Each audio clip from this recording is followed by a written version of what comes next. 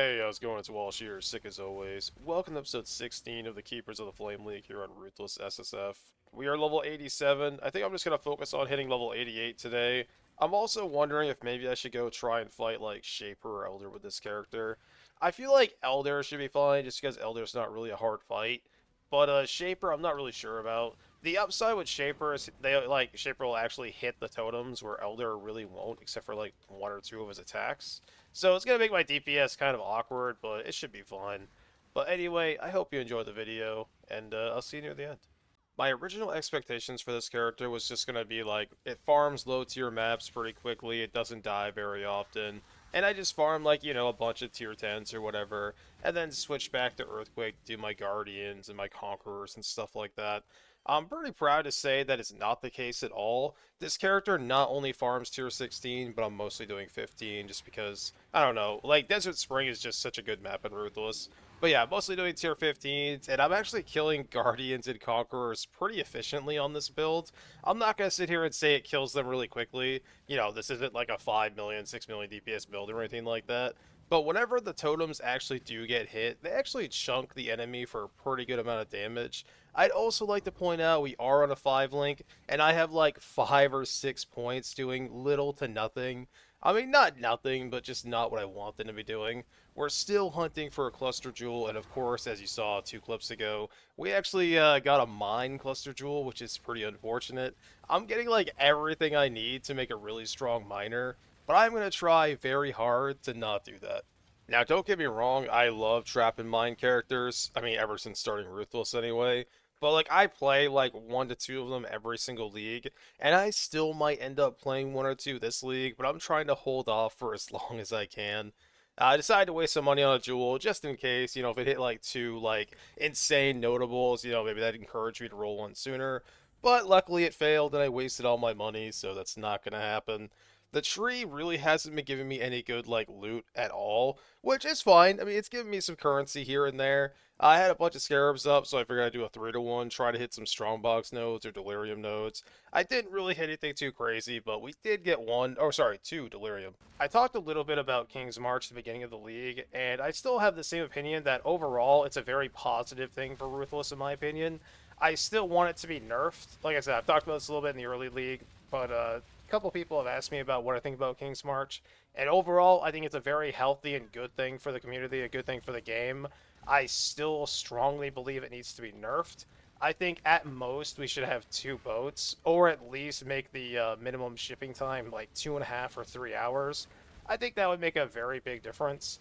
But overall, getting like stuff like armor scraps and whetstones, and every now and then getting some elks is actually a good thing, especially if you're someone like me that really wants to play either a lot of characters or a lot of really fringe characters. And even with King's March, it's a really big struggle. I mean, look at my gear on my character. Like, I'm just wearing like random gloves. And if you look at my Earthquaker, it's even worse. Like, this character's gear is okay. I'm wearing a couple uniques, but even with this, it's nothing too crazy. But yeah, I think it's a good thing for the game. But obviously, if you're just playing one character, it probably feels busted because you really don't need to use the resources that much. But if you're someone like me, and if if you like crafting cluster jewels and failing, you're very happy it exists. I'm really looking for a nice pair of gloves at this point, and a helmet would also be really good. One of my rings I can't take off because it has 40 intelligence, but the other one I can swap around at some point.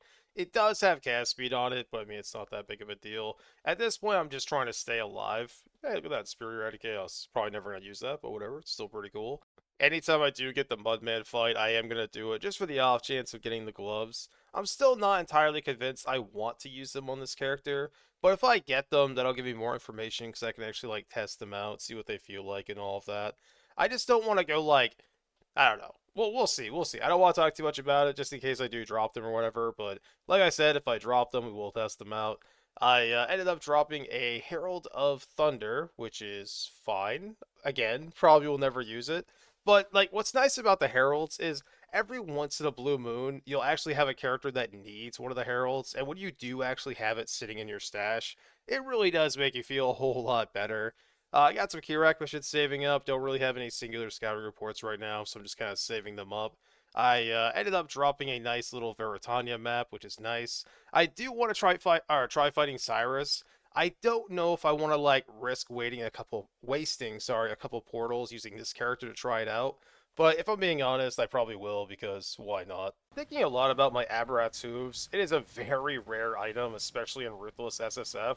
I think I've maybe dropped them one other time, and I am easily over 150 characters at this point. I want to say I'm probably at 200, but I don't want to overestimate and like over dramatize or whatever. But I have a lot of characters. I've done a lot of kills. I've played for a long time, and I think I've found two in total, counting this pair I just got. So I really want to do something fun with them. I was thinking about maybe doing like Burning Arrow of Vigor, because the one league, like I was really well set up to play that skill. Unfortunately, like literally like 8 or 9 people were already playing it at the time, so I was like less inclined to actually just want to play it. And now I think it might be a good opportunity. It'd be pretty cool to do a bunch of like strength stuff, life stuff. Obviously, the strength thing doesn't like multiply with the burning arrow stuff, but still pretty fun. I'm not sure if that's what I'm gonna do yet. It is a skill I haven't played before, which is pretty cool. Because Aberrat's Hooves is a really fun unique that I love, and it's very rare. So I kind of don't want to like use it for a skill I've played already or played a lot. So it would be fun to do something new, but at the same time. I do have some really like janky warden stuff I was thinking of doing, and maybe it would be pretty funny doing like a strength stacking warden, but I don't know. Either way, it's gonna be really fun, and if one build fails, I can always roll another one. I'm still doing very well at fortresses with this character. I almost never fail them. The main time I fail is if like the map is too juiced up and I can't kill the little bat guys that fly up. Because the biggest problem with the bats is they don't actually attack the totem even if they're being taunted. So like it's just the DPS of the flame totem itself and not the flame wood, which is fine against the normal ones. But if there's like a really juicy the other guardian, if there's like a really juicy rare hitting her, it can be kind of hard for me to kill. So now what I've like got into the practice of doing or I'm working on is I save pretty much all of my freeze things and my damage abilities for the fortress, and I only use those when there's like a rare bat running up on her. Because like I said, if something doesn't hit my totem, like they still do damage, just not enough to kill them quickly. I had too much money, so I decided to waste it. This isn't like an exactly good fracture or anything like that, but I mean, I'm kind of a sucker for bait, and yeah, the bait failed pretty badly. Turned it into a prism, which was also pretty terrible, but that's fine. I went and fought the Elder Guardian. It was really easy, even though it was minus max res, which makes me very happy. It's so funny, like, I really did expect this character just to be a low tier map farmer. I cannot believe how good it is at bossing. And obviously, a big part of that is like in Path of Exile, like just being a ranged character makes all the difference in the world. And especially compared to like my Earthquaker, who does like triple the damage to this character, but he has to like run right up next to them. But anyway, we killed Veritania. Again, it was super easy. She hits the totems all the times, which like basically makes her die immediately. The Chimera took a little bit longer because he has kind of like weird attack patterns that don't always hit the totems. But again, if you hit my totems, you will die, and I will be very happy. At this point, I'm kind of just feeling proud. I absolutely did not expect the Holy Flame Totem to be so good at killing, like, Guardians and all that. I mean, obviously a lot of characters can just, like, delete them, but, I mean, this is a pretty janky build, something I haven't done in a very long time. And I've never used Flamewood support, so I'm pretty happy with how this character is going. Like I talked about earlier, the Guardians are going pretty well. The Veritania fight was an absolute joke. She got shredded. And I like how every single Guardian I fought, the Maven was just constantly spam healing, and I never even considered just like leaving and grabbing a Frost Bomb because the single target damage was like just so reasonably good. I just didn't even want to bother. So yeah, pretty happy about that, and I can't imagine how this would feel if I ever got a 6 link. Not that I expect that to happen, obviously. I will say this morning did start pretty rough. I had no internet and our heater was off because I guess the power blinked off last night or whatever. So I was like, oh man, oh, well, would you look at that? I was gonna say, like, oh man, I expected this to be a pretty terrible day, but so far things are going pretty well. We're killing our guardians with no issue, and we're actually dropping a decent amount of. Oh my god, I don't know what's hitting me, but hell yeah. But we actually dropped some decent currency and whatnot. I'm constantly using all my Wrath Blood for birthing pods, which I am running out of. I have nothing except for the ones that make currency, which, like, they're fine, because, you know, they could drop gold, too, and stuff, which is always nice, but, you know, I'd obviously rather be dropping gear and stuff like that. But I think the next... Hey, look at that, I don't have that. Hold on. I don't want that. I think the next big upgrade for this character, not counting stuff like Six Links and whatever, I'm gonna farm some Eater of Worlds currency and try to get some like implicits on my gear. It's not gonna make like any drastic changes, but it will be really strong. I did make a new tree. This is tree 3. I did obviously take these nodes to farm the currency. And we're also gonna go Delirium and Ritual on this one. Whereas the first tree has like, Delirium and strong boxes and stuff like that. This way I have a little bit of variety, plus I do want to get some ritual encounters. That way I can eventually do the audience with the king. I don't know, like, so I'm trying very hard not to look at any of the new ascendancy trees. I don't even remember which bosses actually give you a new tree, because, like, I don't know, if this goes core, this is going to be something that, we get used to all the time, but this is the first time I'm ever going to see them, and I just don't want to spoil it. I'm still looking for a couple tattoos, not for this character, but for some of my rerolls. I do have that one totem that reduces all my attributes to give me increased global defenses, which is pretty nice, but I just don't think it's worth it right now. Like, of course, I drop a unique map, but it's one I have, classic. But, yeah, like I was saying, I only have, like, 9k armor. I don't think it's worth giving up all those attributes for, like, I mean, how much armor is it realistically going to give me? Like, 500 or something? Definitely not worth it. If I had like, 20k, hey, remember, like 20k armor or more, I would definitely consider it. I have 5 of these rings, figured I'd 5 to one of them, got nothing, that's totally fine. The Mudman I could not do on, I mean, I had enough damage on my character to fight this guy.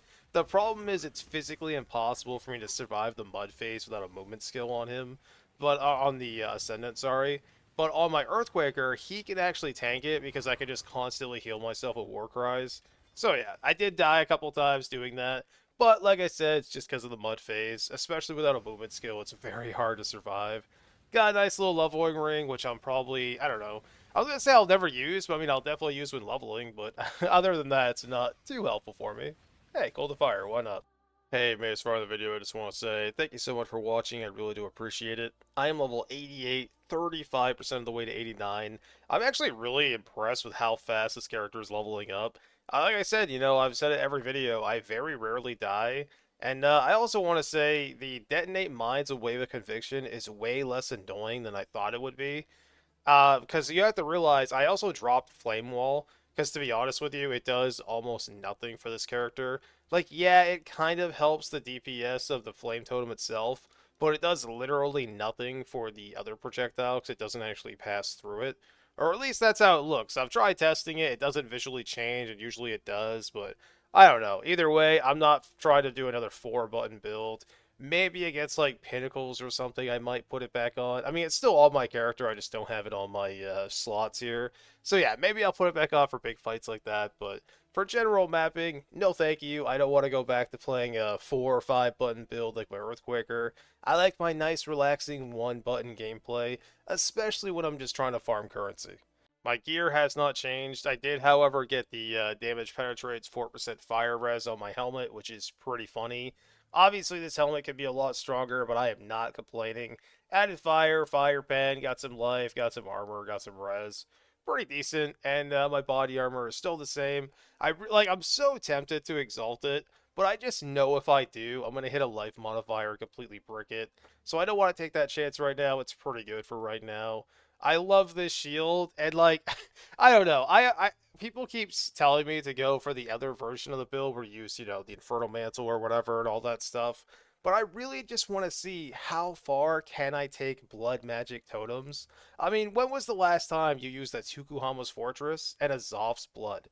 I can tell you I haven't done that in many, many years. So it's really fun to try and make this work.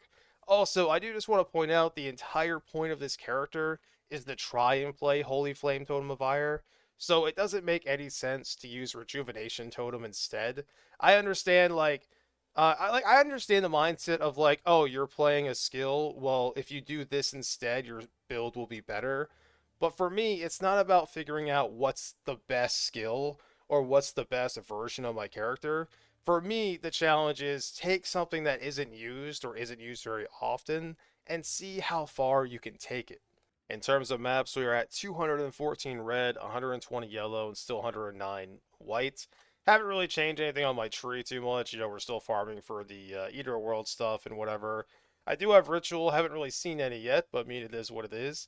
And I gotta say, I am not finding like any deliriums at all, which is not like abnormal. That's kind of normal for Ruthless. Like, you have to understand, the big thing with Ruthless is you cannot guarantee a league mechanic. Like, sure, you can increase the chances. So the way it works is your map rolls to see if you even get a mechanic. And then even if you do get one, which is pretty rare, it still has to roll against all the other mechanics, and some of them are on the same tier of stuff. Like strong boxes don't replace your chance of getting a delirium and stuff like that. But it's not as simple as like, oh, I'll just make sure I have a delirium every map, which I think is the main confusion I'm seeing for people commenting, which is fine. Like I have like it doesn't bother me when people comment stuff that they don't understand about Ruthless. I'm just saying this to clarify for people that are confused. Because I've had quite a few people telling me it's really easy to get cluster jewels. All you have to do is spec Delirium, and you'll see it every map. It does not work that way here. It is a lot more difficult than that. I am very close to a Shaper, Elder, and a Cyrus fight. I kind of am. I don't know. I kind of don't want to waste a portal for the Cyrus fight. But then again, it's still really early in the league. I can waste a couple of fights. It would be pretty awesome for me, anyway, personally, to be able to say, like, hey, I killed Cyrus with Holy Flame Totem of Ire on Ruthless SSF as an Ascendant using blood magic. That is the kind of shit that makes me very happy. Like, sure, like, you could just play a really strong build and Cyrus is kind of a joke boss, but that does not satisfy me even a little bit. Killing a boss like that with some absolute garbage or unplayed thing, that makes me very happy. Currency tab is looking really good. 35 Alex, 9 Chaos. I do keep deleting them here and there, but I'm trying very hard to resist because I do need to save them up if I ever get a jewel. I had more fusings, but I accidentally. So I was trying to buy some scouring orbs and I was trying to craft stuff. And I was just like having a total, I don't even know, just a lapse of thought for a few minutes. And I bought like 20 chances with fusings for no reason, which was pretty devastating. But I mean, whatever. We still have 20 fuses, 133 jewelers, and almost 400 chromes now, which feels really good. I do have a nice stockpile of chisels, but I'm saving those for when I do like big stuff. My plan, I'd like to save up like, I don't know, maybe 10 delirium scarabs and try to do like 10 like tier 16s in a row, really juice them up and try to get scarab or not scarabs, try to get cluster jewels that way. So if you look at my tree, I'm debating dropping all three of these jewel sockets. I'm not sure yet, but if I get a cluster jewel, I'm gonna drop these 4 points right here, these 4 points right here. So that's 8 points alone, just right there. And like I said, I'm considering even dropping these. And if I can get like a life regen jewel, I can maybe even drop these nodes right here. So at the very least, I have 8 points. This could be another 3 points right here. So up to 11, 12, 13, 14 points potentially. This might be the dream scenario where I can finally use a large and two medium jewels. I don't think I have ever done that in all the time I've played Ruthless. And that would be just like a really fun achievement for myself. Anyway, the plan for this upcoming week, like I said last week, I do have holiday stuff coming up. So I'm going to be gone from Thursday until like Sunday night or Monday. I don't know if we're leaving Tuesday or if we're leaving Wednesday. If we're leaving Tuesday, there will not be a video on Wednesday. Vice versa, there will be. I will let you know more as I find out. But anyway, hope you have a great weekend. Also, really sorry I got the thumbnails mixed up on that one video. I didn't even notice until that morning, and I was like, wait, why do these both have the same thumbnail? So the episode 14 video had the 15 thumbnail for like a day and a half, and I apologize. But anyway, thank you so much for watching. Hope you have a good weekend, and I'll see you Monday.